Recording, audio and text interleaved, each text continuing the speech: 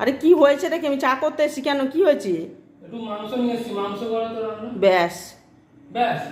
এই সত্যি মাইরি, তুমি এত জ্বালাও কেন গো? আবার এই এখন সন্ধ্যাবেলা মাংস নিয়ে চলে এসেছো?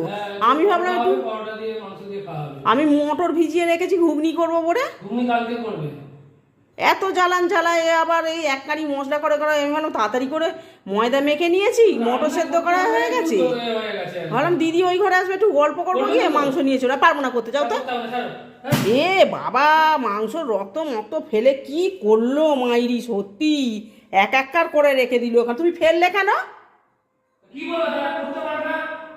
এসে মাংসটা তোলো, তাহলে আমি করবো, নালে করবো না কিন্তু বলে দিলাম। এসে মাংসটা তোলো, তবেই আমি করবো, নালে করবো না।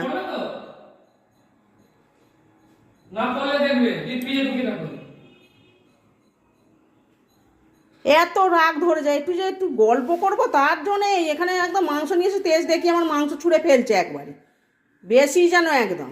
এসব মুছবে বলে দিলাম, পরিষ্কার করবে সব। এই দাঁড়াও দাঁড়াও, এখানে কোথায় রাখছো? বেশি আমি জায়গা দেবো, তারপরে জ্বালিয়ে আমার একদম সব পরিষ্কার করবে।